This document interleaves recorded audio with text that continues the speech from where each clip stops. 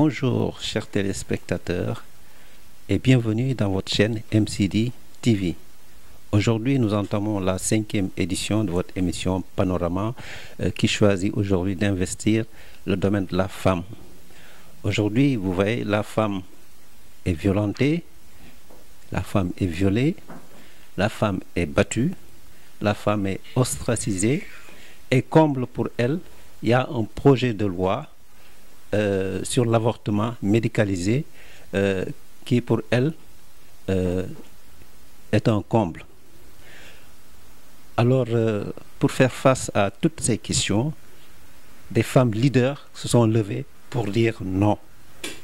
Parmi elles, il y a une talentueuse journaliste, une grande journaliste, Jacqueline Fatima Bokoum, qui a lié sa parole à celle de ces femmes leaders pour dire non.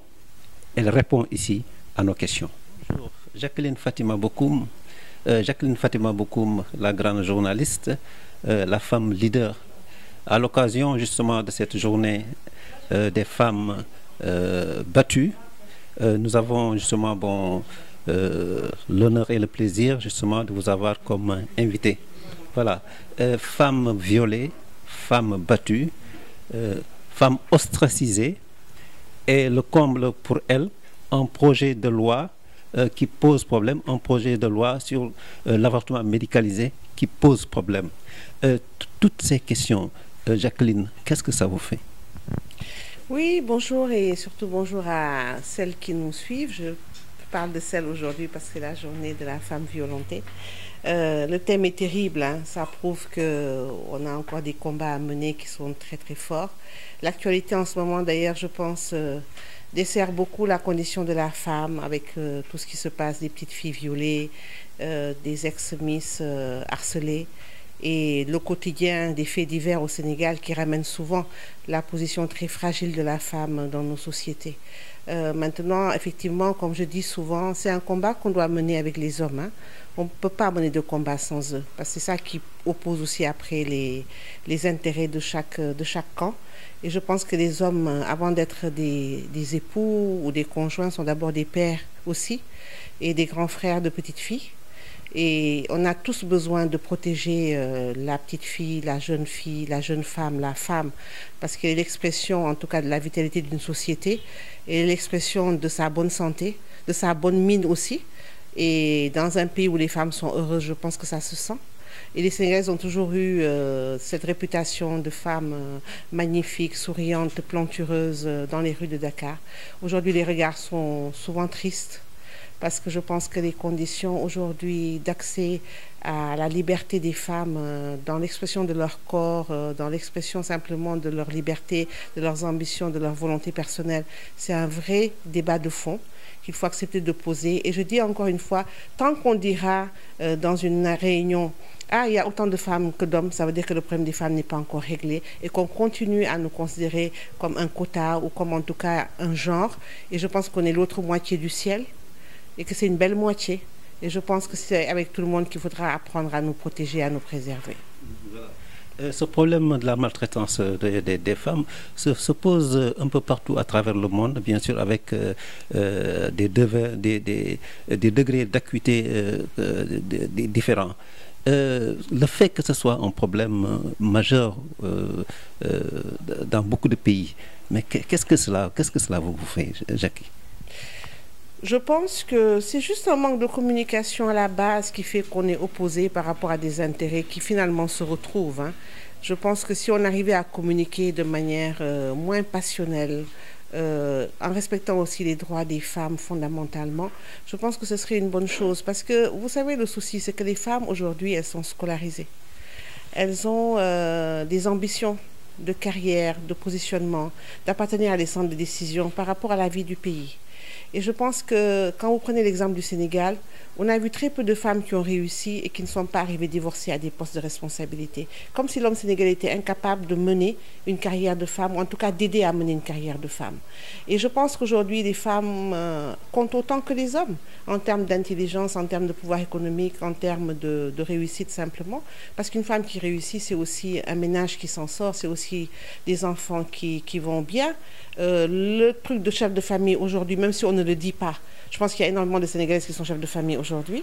Si on faisait des sondages, je pense que presque la moitié du pays, les maisons aujourd'hui sont tenues par des femmes. Même si sous le voile, on continue à dire que c'est un chef de famille homme. Et je pense que c'est aux hommes aussi de s'émanciper. Je pense que l'émancipation aujourd'hui, elle doit être du côté des hommes pour accepter simplement que si Dieu ne voulait pas qu'une femme soit intelligente ou qu'une femme soit riche, on n'aurait pas eu l'exemple de Khadija, première épouse du prophète, paix et salut sur lui. Et je pense que déjà, si à ce moment-là, on acceptait que les femmes aient l'amplitude financière pour pouvoir mener une vie et la mettre au service de quelqu'un qui a été l'époux le plus modèle de ce que l'humanité peut compter aujourd'hui, je pense que ce sont différents axes de lecture de ce qu'une femme peut devenir dans un pays quand les hommes se battent aussi pour accompagner cet épanouissement-là. Jackie, vous êtes une femme journaliste aussi, et on dit très souvent que la culture sert un pont, aide à la compréhension justement des peuples, des hommes. Pensez-vous que la culture aujourd'hui peut aider justement à tempérer ces problèmes que nous vivons avec les femmes? Oui, parce que je pense que c'est certainement le vecteur le plus fédérateur en termes de discours, de communication, de messages à faire passer. Et je pense que le Sénégal aussi gagnerait de ce point de vue-là à continuer un brassage avec le reste de l'humanité pour que les messages soient portés au même niveau, de la même manière. Et moi, tout ce que je dis aux femmes, c'est de ne pas être dans des rapports de force absolue avec les hommes, parce que ça ne permet pas des moyens de communication. Mais je pense que c'est de montrer par l'exemple qu'on arrive à faire partie de ce monde-là, à avoir notre richesse, notre apport, notre manière de voir les choses, qui est une très belle manière de voir le monde, puisqu'on donne la vie aussi par ailleurs. Et je pense qu'il ne faut pas aussi trop nous en demander. Si les hommes voudraient en même temps qu'on soit mère, qu'on soit épouse, qu'on soit amante, qu'on soit confidente, qu'on soit sœur, qu'on soit tout ça, il faudrait aussi que de l'autre côté, on puisse leur demander une palette de qualité qu'on attend aussi d'eux par ailleurs, parce que c'est un compagnonnage, c'est un partenariat, c'est une association. Et il faut être fort à deux pour pouvoir s'en sortir dans un couple et dans la vie de manière générale. Oui. Une dernière question, c'est par rapport justement aux femmes leaders. Elles sont toute la mobilisation aujourd'hui, surtout par rapport au projet de loi de l'avortement médicalisé. Cette mobilisation-là, elle est pertinente? Tout est pertinent quand il s'agit de se battre pour exprimer son droit. Il ne faut pas oublier une chose. Et je pense qu'au Sénégal, on aime trop faire dans le dilatoire. On est un pays, quoi qu'on dise, constitué de 95% de musulmans. On connaît la position de la religion sur ces questions-là. Donc je pense que si on veut arriver à un schéma où les femmes sont prises en compte par rapport à ce besoin-là. Je pense qu'il y a aussi aujourd'hui une communication à porter au niveau de ces chefferies-là pour discuter avec eux, comme on avait fait à l'époque pour l'excision. On pensait que ce n'était pas possible. Aujourd'hui, on y est arrivé. Donc je pense que ces combats-là, pour qu'ils soient menés, ce n'est pas dans des guerres retranchées, c'est avec une communauté soudée qu'on arrive à poser ces débats-là, parce qu'on peut comprendre aujourd'hui qu'une femme, en tout cas violentée, d'accord, puisse ne pas vouloir porter le fruit de ses entrailles. Ce sont des choses que les gens peuvent comprendre. Maintenant, est-ce que l'environnement, d'accord, psycho-religieux, psychoculturel permet ces mutations-là? Le monde est en train de changer inexorablement. Mais encore une fois, je pense que c'est avec les différentes sensibilités d'un pays qu'on peut arriver à gérer certaines situations et à aider les femmes à aller vers un confort, en tout cas de vie personnelle, qui ne remettent pas en question la morale de ce que la vie représente, parce que je crois que la vie, c'est quelque chose qu'on ne peut pas négocier, tout en tenant compte quand même de certaines situations qui peuvent être particulièrement douloureuses à vivre. Okay. Merci Jacqueline Fatma Bokoum. La MCD vous remercie beaucoup. Merci beaucoup. Voilà, chers téléspectateurs, nous arrivons au terme de notre émission. Je vous rappelle que nous avons reçu une grande journaliste, Jacqueline Fatima Bokoum, qui, à l'occasion justement de la journée des femmes violentées, a bien voulu se prononcer. Nous espérons qu'elle a répondu justement à vos attentes. Nous vous donnons rendez-vous pour une prochaine fois, mais avant, nous tenons à remercier notre talentueux caméraman, Pape Bassène, à qui nous disons merci. Allez, au revoir et à la prochaine.